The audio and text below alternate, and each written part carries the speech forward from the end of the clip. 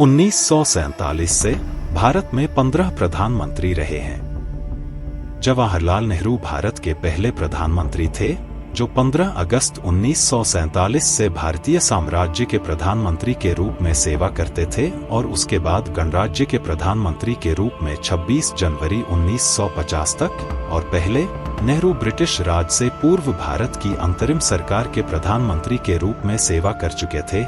2 सितंबर 1946 से 14 अगस्त 1947 तक उनकी पार्टी भारतीय राष्ट्रीय कांग्रेस ने 1946 की भारतीय प्रांतीय चुनाव जीत लिए थे।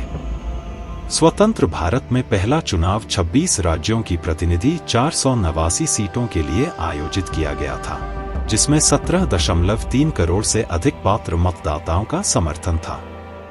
कांग्रेस ने 364 सीटें जीती, कुल मतों का 45% हिस्सा जीतकर। सीपीआई और समाजवादी पार्टी ने लगभग 16 और 12 सीटें जीती, जबकि भारतीय जनसंघ केवल 3 सीटों पर विजयी हुई। पंडित जवाहरलाल नेहरू पहले चुने गए प्रधानमंत्री बने। लोकसभा, जो 17 अप्रैल 1952 को गठित हुई थी, अपनी पूरी अवधि को 4 अप्रैल 1957 तक निभाई, जिसमें पहले स्पीकर के रूप में जीवी मावलंकर थे। लोकसभा अपनी पूरी अवधि को 17 अप्रैल 1952 से 4 अप्रैल 1957 तक निभाई। चुनावों से पहले नेहरू के 2 पूर्व सहकर्मी श्यामा प्रसाद मुखर्जी ने जनसंघ की स्थापना 1951 के अक्टूबर में की, जबकि BR अम्बेडकर ने अनुसूचित जाति संघ को पुनः सक्रिय किया, जिसे बाद में गणतंत्र पार्टी के नाम से जाना गया। दूसरे लोकसभा चुनाव 1957 में भारतीय राष्ट्रीय कांग्रेस फिर से जीती, जिसके पास कुल 494 सीटों में से 371 सीटें थीं, जो कि 17 राज्यों और केंद्र शासित प्रदेशों में बांटी गई थी। इसका मतदान जीतने का शेयर कुल मतों का 48% हो गया। अन्य पार्टियां जैसे कि सीपीआई, प्रजा समाजवादी पार्टी और BJS ने क्रमशः 27, 19 और 4 सीटें जीती। नेहरू को फिर से प्रधानमंत्री चुना गया, जबकि दूसरे लोकसभा में कोई आधिकारिक विपक्षी नेता नहीं था। 1957 के चुनाव उन चुनावों में से पहला चुनाव था जो 1956 के राज्यों के पुनर्गठन अधिनियम के कार्यान्वयन के बाद हुआ था, जिसके तहत राज्यों को पुनर्गठित किया गया और भाषाई सीमाओं के साथ नई सीमाएं खींची गई। 11 मई 1957 को M. अनंतसायन अयंगार ने दूसरे लोकसभा के स्पीकर के रूप में सर्वसम्मति से चुनाव प्राप्त किया। 1962 में फिर से भारतीय राष्ट्रीय कांग्रेस ने कुल 494 सीटों में से 361 जीती। हालांकि इसका मतदान कुल मतों का 48% से 45% तक घट गया था पिछले चुनाव से। 4 अन्य पार्टियां सीपीआई, जनसंघ, स्वतंत्र पार्टी और PSP डबल डिजिट सीटें जीती। नेहरू फिर से PM बने, लेकिन सीमा युद्ध के बीच उनकी स्वास्थ्य स्थिति गिरने लगी। कश्मीर से लौटने के बाद, जहां उन्होंने पुनः शक्ति प्राप्ति के लिए जाया था, नेहरू को एक स्ट्रोक और बाद में एक हार्ट अटैक हुआ और 27 मई 1964 को उनकी मौत हो गई। गुलजारी लाल नंदा को अंतरिम PM नियुक्त किया गया, जिन्हें लाल बहादुर शास्त्री ने उनकी मौत से 19 महीनों के लिए बदला। इंदिरा गांधी फिर 1966 में प्रधानमंत्री पद पर आई। 1967 में इंदिरा गांधी के नेतृत्व में भारतीय राष्ट्रीय कांग्रेस ने कुल 520 चुनावी सीटों में से 283 सीटें जीती, लेकिन पार्टी का मतदान लगभग 41% तक घट गया। इसके साथ ही बिहार, केरल, उड़ीसा, मद्रास, पंजाब और पश्चिम बंगाल में गैर कांग्रेसी मंत्रिमंडल स्थापित होने के कारण भी पार्टी को बड़ा झटका लगा। 6 पार्टियां डबल डिजिट में जीती, जिसमें सी राजगोपालाचारी की स्वतंत्र पार्टी 44 सीटों को जीतकर एकल सबसे बड़ी विपक्षी पार्टी के रूप में सामने आई। इंदिरा गांधी दूसरी बार प्रधानमंत्री बनी। 1971 में फिर से इंदिरा गांधी के नेतृत्व में कांग्रेस ने कुल 518 सीटों में से 352 सीटें जीती, जबकि मोरारजी देसाई के अधीन केवल 16 सीटें थीं। इंदिरा गांधी तीसरी बार प्रधानमंत्री बनी। 12 जून 1975 को इलाहाबाद उच्च न्यायालय ने उनकी 1971 की चुनाव राजनीतिक दुरुपयोग के आरोपों के आधार पर नामंजूर कर दिया। इसके बजाय कि इस्तीफा देने की, इंदिरा गांधी ने देश में आपातकाल लागू किया और संपूर्ण विपक्ष को जेल में डाल दिया। आपातकाल मार्च 1977 तक चला। 1977 में भारतीय लोक दल या जनता दल का उत्थान हुआ, जो पहली बार कांग्रेस को हराया। बीएलडी को 7 पार्टियों के गठबंधन के साथ निर्मित किया गया था, जिसमें स्वतंत्र पार्टी, उत्कल कांग्रेस, भारतीय क्रांति दल और समाजवादी पार्टी शामिल थी। बीएलडी ने 542 सीटों में से 295 जीती, जबकि कांग्रेस ने केवल 154 सीटें जीती। मोरारजी देसाई प्रधानमंत्री बने, लेकिन 1979 में गठबंधन साथियों ने समर्थन वापस लेने के बाद उन्हें कदम वापस लेना पड़ा। उनके उत्तरदायी चरण सिंह बने। 1980 में कांग्रेस ने 529 सीटों में से 353 सीटें जीतकर सत्ता में आई, जबकि जनता पार्टी को केवल 32 सीटें मिली। और 1984 में इंदिरा गांधी की हत्या ने 1984 में आतंकी सिख दंगों को जन्म दिया। इंदिरा गांधी के प्रति सहानुभूति के कारण कांग्रेस बहुमत से जीत प्राप्त कर सत्ता में आई और उनके पुत्र राजीव गांधी प्रधानमंत्री बने। उसने 514 सीटों में से 414 जीती। 1988 के बाद बोफोर्स घोटाला, पंजाब में उभरती हुई आतंकवाद और एलटीटीई और श्रीलंकाई सरकार के बीच गृह युद्ध के कारण कांग्रेस को विश्वासयोग्यता और लोकप्रियता खोने लगी। लोकसभा में 525 सीटों के लिए 22 और 26 नवंबर 1989 को चुनाव आयोजित हुए। भारत ने पहली बार विवादित घर को देखा, जिसमें कांग्रेस ने 197 सीटें जीती, जनता दल 143 और भारतीय जनता पार्टी 85 जीती। जनता दल ने भाजपा और बायां पक्षों के सहायता से राष्ट्रीय मुख्यालय सरकार बनाई। वीपी सिंह प्रधानमंत्री बने। 1990 में चंद्रशेखर ने जनता दल से अलग होकर समाजवादी जनता पार्टी का गठन किया। उन्होंने 11वां प्रधानमंत्री बना और अंततः 6 मार्च 1991 को इस्तीफा दिया। और 1991 के सामान्य चुनावों से पहले एलटीटीई ने राजीव गांधी की हत्या की। मंडल आयोग के परिणाम और राम जन्मभूमि बाबरी मस्जिद 2 महत्वपूर्ण मुद्दे चुनावों के 2 मुख्य मुद्दे बन गए।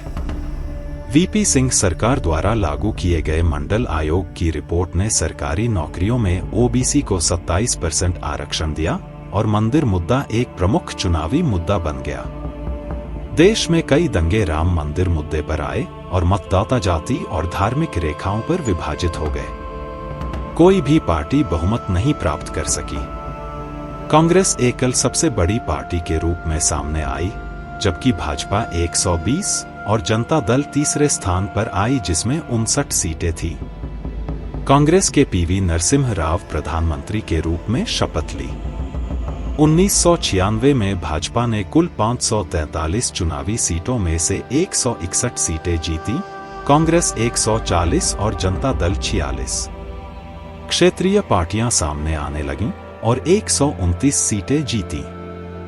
इनमें से प्रमुख थे टीडीपी, शिवसेना और डीएमके।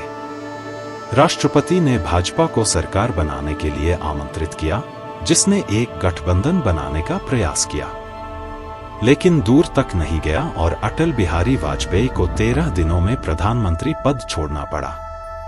कहीं से आए एचडी देवे गौड़ा प्रधानमंत्री बने और उनका अध्यक्षता 18 महीने तक चला, जब उन्हें कदम वापस लेना पड़ा और के गुजराल के लिए जगह बनानी पड़ी, जो केवल एक अस्थायी इंतजाम था। और 12वें लोकसभा चुनाव 1998 में भाजपा 543 सीटों में से 182 सीटों के साथ सबसे बड़ी पार्टी के रूप में सामने आई। कांग्रेस 141 और अन्य क्षेत्रीय पार्टियां 101 सीटों को जीती। भाजपा ने अन्य क्षेत्रीय पार्टियों के साथ राष्ट्रीय डेमोक्रेटिक गठबंधन (एनडीए) बनाया। अटल बिहारी वाजपेयी दूसरी बार प्रधानमंत्री बने। उनकी सरकार चली नहीं और एआईएडीएम के समर्थन वापस लेने के बाद उन्हें 13 महीने बाद इस्तीफा देना पड़ा। पोखरण में परमाणु परीक्षण, कारगिल युद्ध इस अवधि में कुछ महत्वपूर्ण घटनाएं थी। 1999 में कारगिल युद्ध के बीच भाजपा 182 सीटों के साथ सबसे बड़ी पार्टी के रूप में सामने आई और कांग्रेस केवल 114 सीटें जीती। क्षेत्रीय पार्टियां भी अच्छा प्रदर्शन किया, उनके पास 158 सीटें थीं। अटल बिहारी वाजपेयी तीसरी बार प्रधानमंत्री के रूप में शपथ ली और 2004 भाजपा के शासन के दौरान अर्थव्यवस्था स्थिर रही और नीतियों के अनुसार पीएसयू की विनिवेशन प्रक्रिया भी शुरू हो गई। भारत के विदेशी मुद्रा भंडार 1 सैकड़ा अरब डॉलर से अधिक था।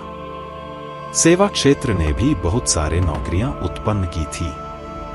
भाजपा एनडीए के हिस्से के रूप में चुनाव लड़ी, हालांकि कुछ मजबूत क्षेत्रीय पार्टियों के साथ उसकी सीट साझा करने की समझ एनडीए के बाहर की कुछ शक्तिशाली क्षेत्रीय पार्टियों के साथ की गई, जैसे तेलंगाना राष्ट्रीय कांग्रेस पार्टी आंध्र प्रदेश में और तमिलनाडु में एआईएडीएमके। लेकिन कांग्रेस को 543 सीटों में से 335 से अधिक सदस्यों की आरामदायक बहुमत का गठन करने में सफलता मिली। बीएसपी, एसपी, एमडीएमके और बायां मुख्य के बाहरी समर्थन के साथ सोनिया गांधी के नेतृत्व में इस पोस्ट चुनाव गठबंधन को संयुक्त प्रगतिशील गठबंधन कहा गया।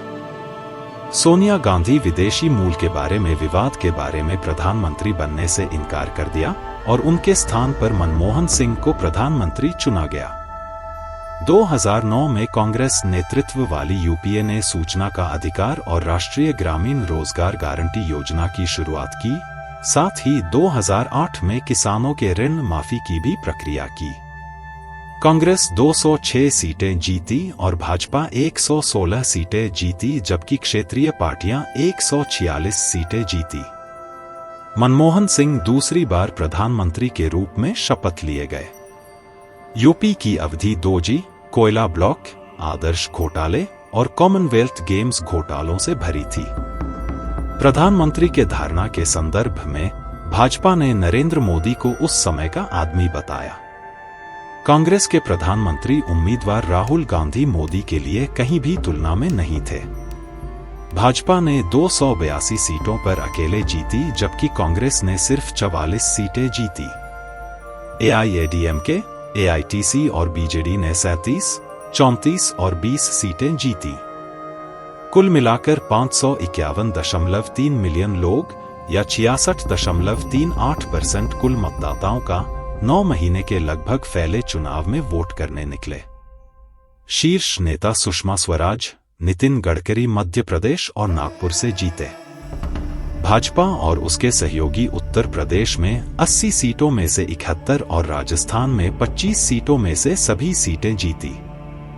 2019 में मोदी लहर के साथ भाजपा ने मैंडेट को 303 सीटों तक बढ़ाया और एनडीए के साथ 350 सीटें जीती, जबकि कांग्रेस केवल 52 सीटों पर समाप्त हुई। नरेंद्र मोदी भारत के इतिहास में एक ही पार्टी की बहुमती सरकार को 2 बार लाने वाले तीसरे व्यक्ति बने, जवाहरलाल नेहरू और इंदिरा गांधी के बाद। कांग्रेस के अध्यक्ष राहुल गांधी अमेठी से हार गए। हिंदी हृदय क्षेत्र के साथ साथ भाजपा ने पश्चिम बंगाल, उड़ीसा, महाराष्ट्र और कर्नाटक को भी अपने वश में किया। पार्टी ने मध्य प्रदेश, छत्तीसगढ़, राजस्थान, गुजरात और हरियाणा में अपने वोट के हिस्सेदार को 50% से अधिक किया। उत्तर प्रदेश में बीएसपी-एसपी महागठबंधन को नकारा।